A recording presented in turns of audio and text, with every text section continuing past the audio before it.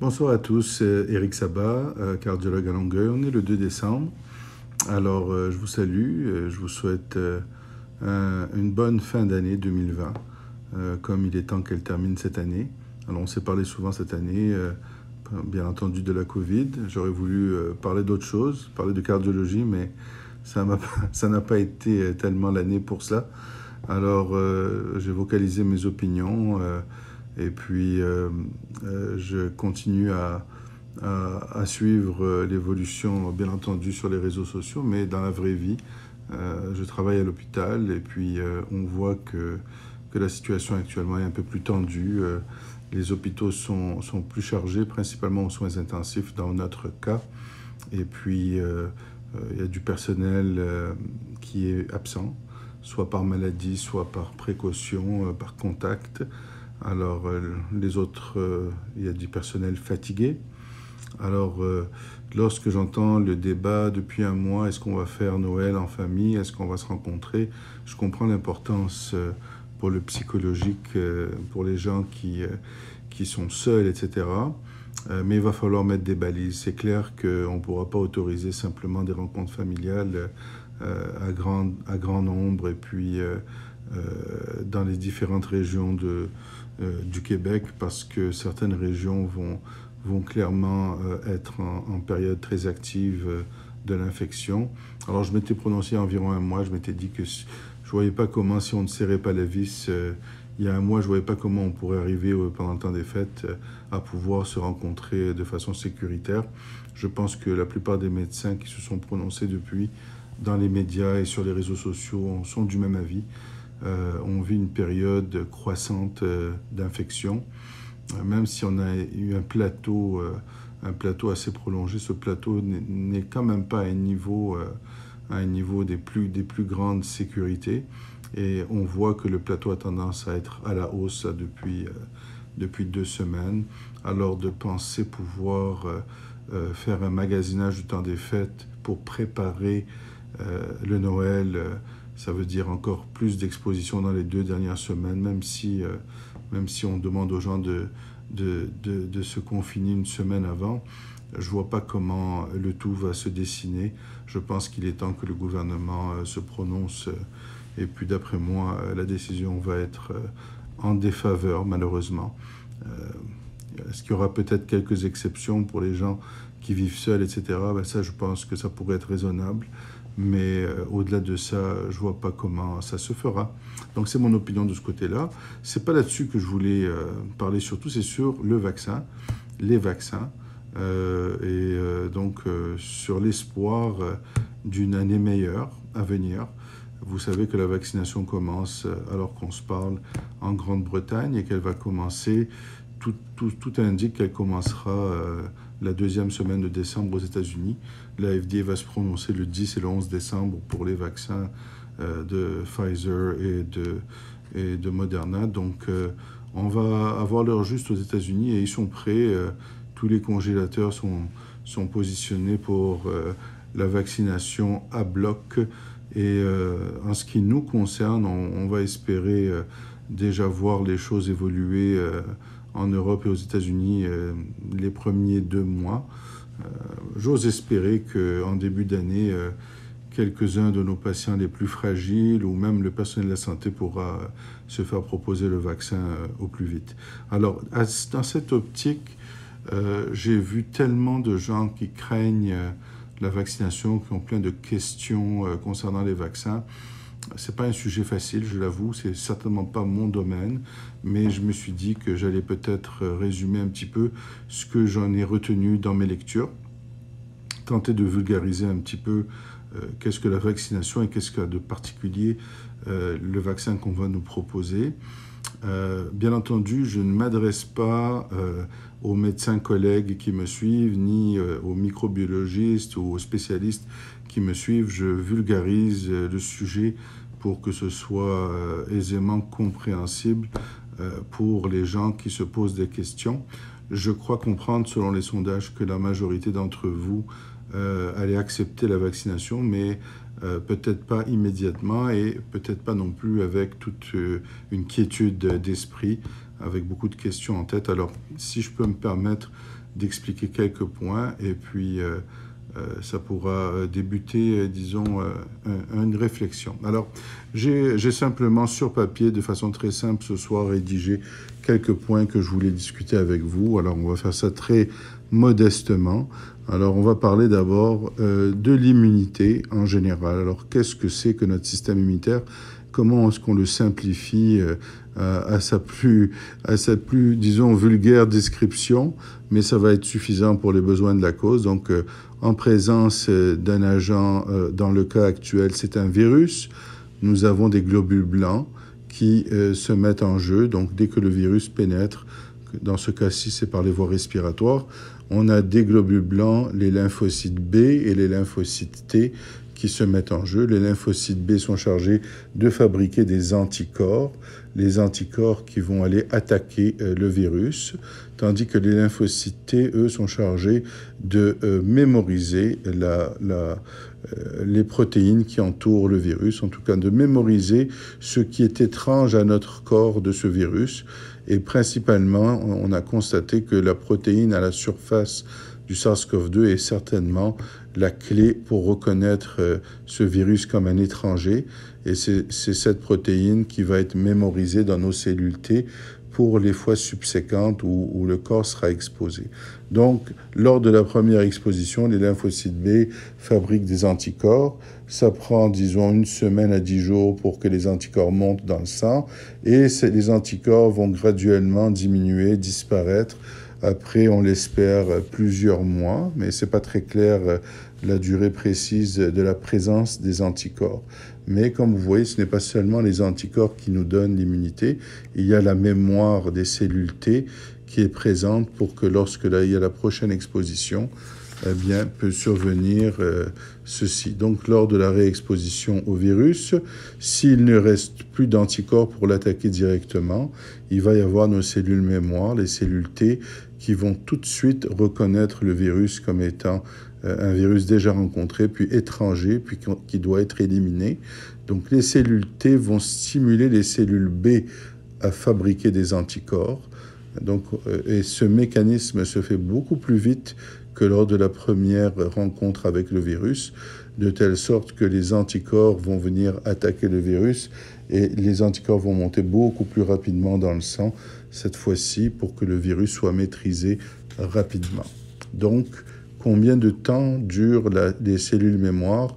Grande énigme, ça peut être des mois, ça peut être des années. Bien entendu, ce virus, lui, il a la capacité des fois de muter, de changer de forme, de se cacher des anticorps. Jusqu'à présent, il n'y a pas eu de mutation majeure. Il n'y a certainement pas eu de mutation au niveau de la protéine principale que les vaccins visent. Alors, donc, on s'attend à ce que le vaccin soit efficace pour les différentes mutations du virus jusqu'à présent. Alors, le vaccin classique.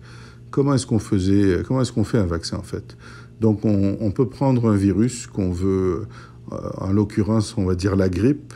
Donc, on prend 2 virus différents de la grippe. On va tenter de les atténuer. Donc, on va les affaiblir avec une solution, entre autres, par exemple, de la formaldéhyde. Et puis donc, vous voyez le dessin que j'ai fait d'un virus atténué. Donc, ce virus n'a plus, disons, la capacité d'infecter avec toute sa force notre organisme. Et ce virus atténué, lorsqu'il va être exposé à notre organisme, eh bien, il va faire la même chose. Il va stimuler la fabrication d'anticorps parce que les protéines, disons, à la surface du virus sont toujours reconnaissables. Donc, même si lui est affaibli pour ne pas nous provoquer une maladie sévère, il est toujours reconnaissable et puis il va stimuler des anticorps. Lorsqu'on aura le vrai virus qui viendra, les anticorps qu'on aura développés suite à ce vaccin attaqueront le virus en question que l'on vise. Alors des fois, on ne donne pas le virus atténué, mais on va donner simplement un peu de protéines à la surface du virus ou un fragment de virus, pas le virus lui-même. Mais pour ces réactions immunitaires, elles sont des fois pas aussi fortes qu'on l'aurait voulu. pour provoquer des niveaux d'anticorps et des niveaux de cellules mémoire suffisantes. Et on ajoute à cela ce qu'on appelle des adjuvants. Alors on peut ajouter des adjuvants comme de l'aluminium dans les vaccins pour venir stimuler notre réponse immunitaire, qu'elle soit plus importante, et pour que la prochaine fois que nous soyons exposés à la maladie, que nous puissions la reconnaître avec nos cellules T et fabriquer les anticorps avec les lymphocytes B de façon convenable. Donc typiquement, un vaccin se fait à partir du virus qui peut être atténué ou à partir de protéines virales qu'on donne et que le corps va réagir en fabriquant des anticorps puisqu'il les reconnaît comme étrangères. Maintenant, qu'a-t-il de nouveau dans les vaccins qu'on nous propose actuellement? On appelle ça des vaccins à ARN messager. Donc le vaccin de Pfizer et le vaccin de Moderna sont des vaccins à ARN messager. Tout d'abord, c'est une nouvelle technologie, c'est vrai. On n'a jamais été vacciné chez l'humain avec ce type de vaccin. Par contre, ne pensez pas que ça fait juste depuis le début de la pandémie qu'on tente de développer ces vaccins. On a tenté, disons que toute la recherche clinique et le développement s'est fait déjà depuis le SRAS, donc depuis déjà une quinzaine d'années ou plus. Et ça prend du temps pour développer ce type de concept, ce type de vaccin et de le concrétiser. Et il s'est adonné qu'on était rendu à une phase avancée du développement lorsque la COVID-19 est arrivée. Il a été facile de switcher de cible. Au lieu du SRAS, c'est devenu la COVID-19. On a rapidement utilisé donc cette plateforme pour concevoir les vaccins que nous avons eus en un an. Donc, ce n'est pas un développement hâtif, mais c'est plutôt l'aboutissement de dizaines d'années de recherche et que le timing a été parfait pour que ça puisse se faire rapidement. Donc, qu'est-ce qu'il y en est de ce virus-là? Alors, de ce vaccin-là, pardon. Ce vaccin n'utilise pas de virus, ni atténué, ni de protéines virales directement. Ce qu'on utilise plutôt, c'est un message qu'on va donner à notre cellule, un message qui est encrypté dans ce qu'on appelle une brindille d'ARN messager. Donc, heureusement, les Chinois, tôt dans la pandémie, ont reconnu le virus du SARS-CoV-2 et ont reconnu la protéine à sa surface et ont rendu publique sa description physique et sa description de la protéine qui le rend particulier et étrange au corps humain. Alors avec ce code-là, ce qu'on a fait, c'est qu'on a programmé l'ARN pour fabriquer ce type de protéines par nos propres cellules. Alors comment ça fonctionne? Cet ARN est entouré de petits microparticules de gras. On appelle ça des micelles. Et puis, ces microparticules de gras transportent l'ARN messager jusque dans le sang, là, après nos vaccinations, jusqu'à nos cellules. Et puisque le gras pénètre les membranes graisseuses de nos cellules, cet ARN va pénétrer dans le liquide de notre cellule, qu'on appelle le cytoplasme. Il ne va pas rentrer dans le noyau, il n'a pas besoin de rentrer dans le noyau, il va rester ici dans l'extérieur de la cellule, le liquide. Et lorsqu'il est intégré dans la cellule, c'est là que la cellule a une photocopieuse ou un décodeur, si vous voulez, qu'on appelle les ribosomes. Et les décodeurs vont lire le message qui est encrypté dans l'ARN et fabriquer des protéines qui ressemblent à la protéine de surface du virus. Donc, nos cellules fabriquent la protéine qui est totalement étrangère à notre corps, mais qui est en fait la protéine qui est à la surface du virus, de telle sorte que on provoque une réaction immunitaire comme avec un virus ou comme avec les autres vaccins. Les cellules B, les cellules T vont venir, les cellules B développer les anticorps, les cellules T programmer une mémoire pour reconnaître éventuellement un virus qui aurait des protéines qui ressembleraient à celles-ci. Et bien entendu, tout ce processus se présente comme une réaction inflammatoire dans notre organisme et il faut s'attendre à avoir 24-48 heures de réaction, disons, d'un peu de température, de douleurs musculaires, un petit peu comme un début de syndrome grippal qui va finalement s'amortir après 2 jours, probablement d'après ce qu'on voit des effets secondaires. Mais vous voyez donc la particularité de cela, c'est qu'on utilise nos cellules pour fabriquer des protéines qui ressemblent au virus et non pas d'injecter comme tel un quelconque virus atténué ou un autre type de virus. Alors c'est intéressant. Premièrement, on peut présumer qu'en l'absence d'un virus qu'on injecte, il y a peut-être moins de risques de faire des syndromes de Guillain-Barré, quoique il est possible que la réaction immunitaire soit également en cause dans les rares cas de Guillain-Barré post-vaccination, que ce n'est pas le virus lui-même, mais plutôt la réaction immunitaire. Donc ça, c'est à voir. Mais tout de même, l'idée derrière ça est très intéressante et le potentiel est élevé parce que, éventuellement, là, selon mes lectures, on pourrait mettre sur une brindille d'ARN l'ensemble de protéines de différents virus, par exemple, toutes les vaccinations de l'enfance pourraient être intégrées sur un ARN, une vaccination, avec toutes les immunisations qui se feraient de manière concomitante au lieu de voir plusieurs types de vaccins pour différents types de maladies. Alors, le potentiel est énorme. Il pourrait y avoir aussi qu'on puisse reconnaître à la surface des cellules cancéreuses certaines protéines et qu'on puisse donc créer ce type de protéines pour être reconnu et faire en sorte que notre système immunitaire serait monté contre les protéines à la surface de cellules cancéreuses.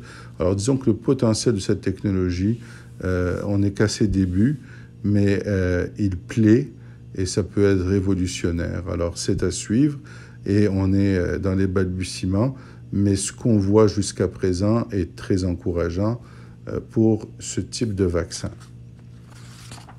L'autre type de vaccin, celui d'AstraZeneca, eh bien, lui, c'est un virus à ADN. Alors, juste pour revenir ici, le vaccin de Pfizer et de Moderna, disons, il y a deux bémols. Le premier bémol, c'est qu'il a besoin d'être congelé à des températures très froides, donc nécessité de congélateurs. Et à travers le monde, c'est pas toujours évident d'avoir des congélateurs pour une vaccination. Donc, c'est un dilemme. Et deuxièmement, ça prend une dose de rappel, comme le vaccin ADN dont je vais vous parler. Donc, ce sont des vaccins qui ont 2 doses à donner à 1 mois d'intervalle, de telle sorte que la logistique avec la congélation peut être compliquée. Autre point, ce vaccin-là va se donner à peu près à $20 la dose. Vous allez voir que ça fait contraste avec celui d'AstraZeneca. La compagnie AstraZeneca a promis de ne pas faire d'argent sur ce vaccin et il sera rendu disponible pour moins de $5 la dose. Et celui-ci n'a pas besoin de congélation, donc ça pourrait être utile dans beaucoup de pays où ça peut être difficile de concevoir cela. Donc lui, AstraZeneca, au vaccin Oxford, sur un modèle d'ADN. Alors, pour transporter l'ADN et pour le faire pénétrer dans les cellules, là, il a fallu concevoir une approche différente.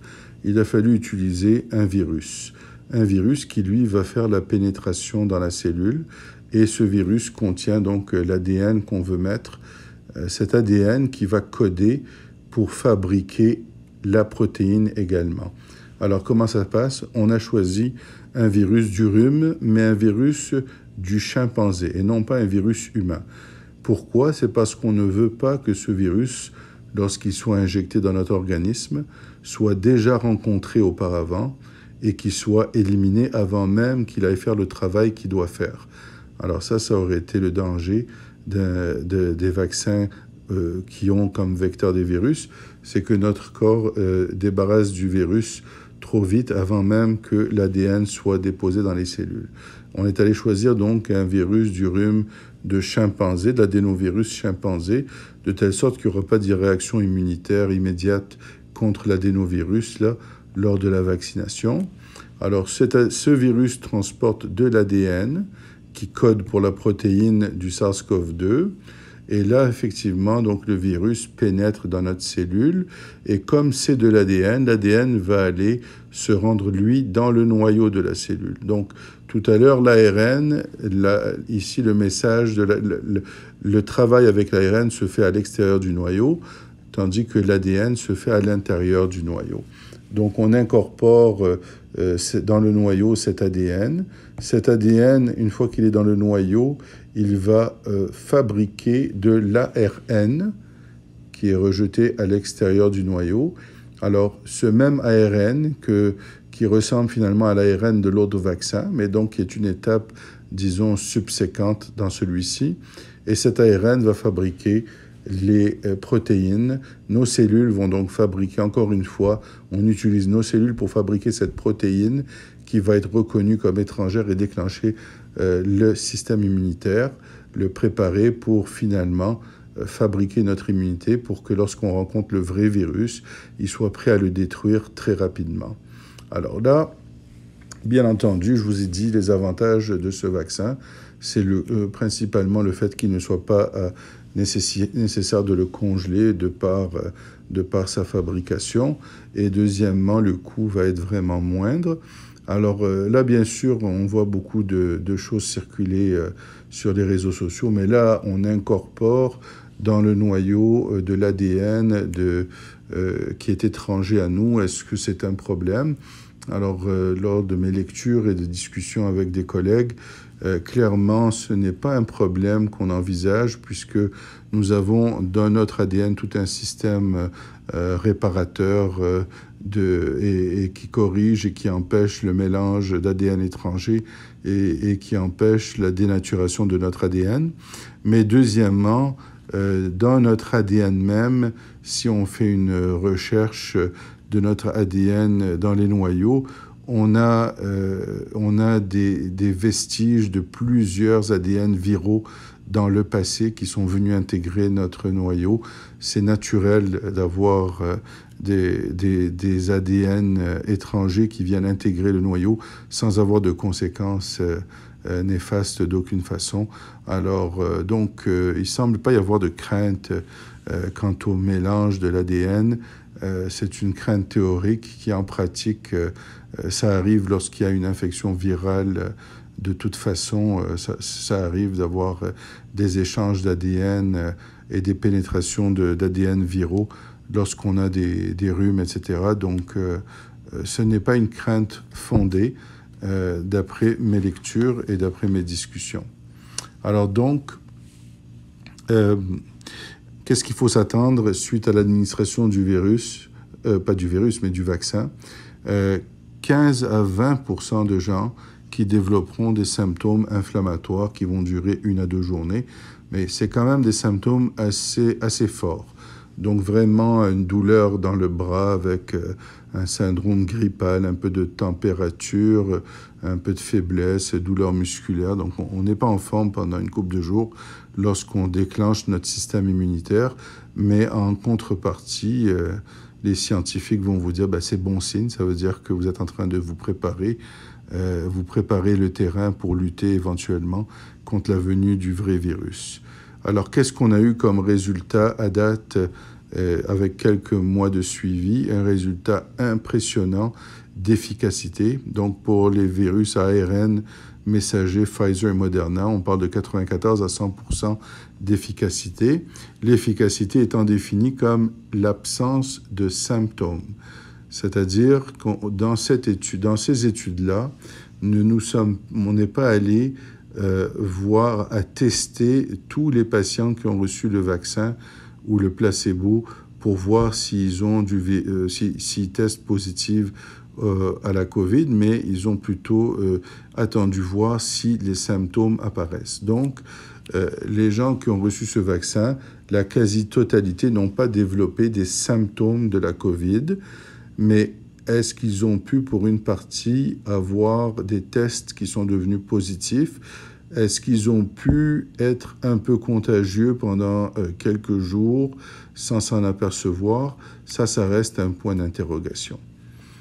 Alors, les congélateurs et le prix sont, disons, les points faibles de ce vaccin. Et pour le deuxième vaccin d'AstraZeneca, qui lui va être approuvé plus tard encore aux États-Unis, ce n'est pas encore en décembre que ça le sera. Alors lui, les résultats annoncés ont été variables, de 65 à 90% d'efficacité.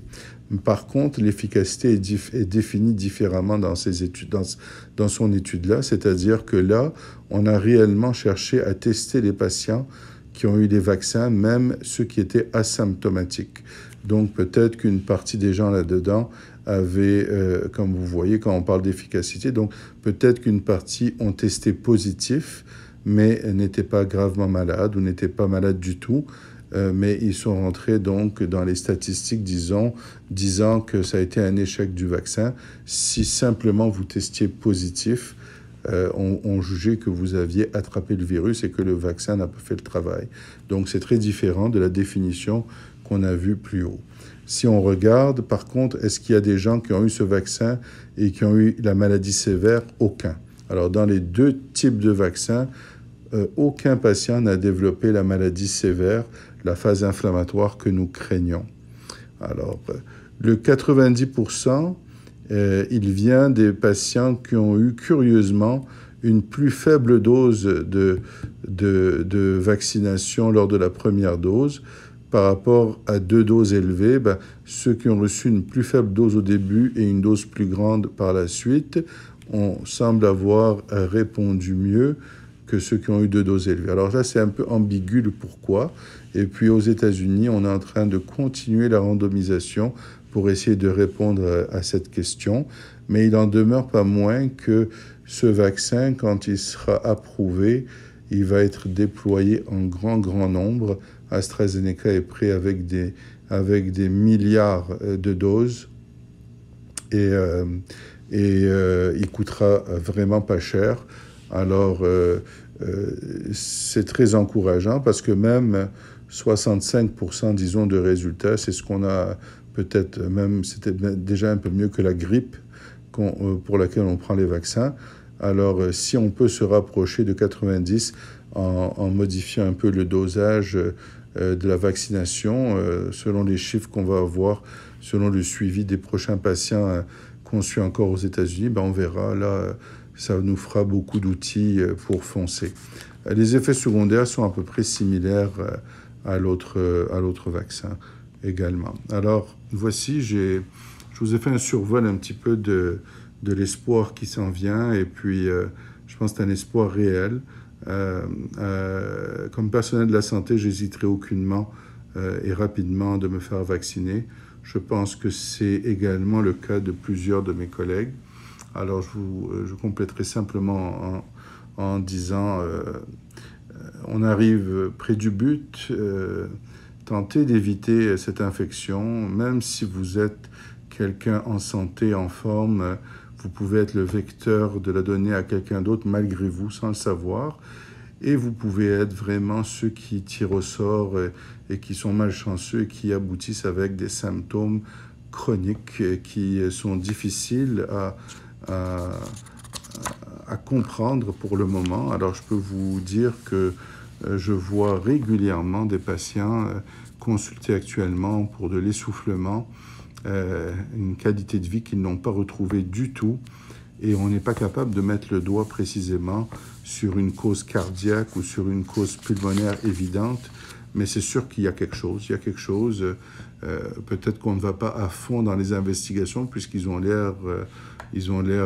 guéris, mais n'empêche, beaucoup auront des symptômes, et ça, c'est parmi ceux, disons, qui sont plus en forme et en santé, et même des joggeurs, des gens sportifs se plaignent de ne pas avoir retrouvé leur capacité physique plusieurs mois après l'infection. Alors ça, c'est curieux.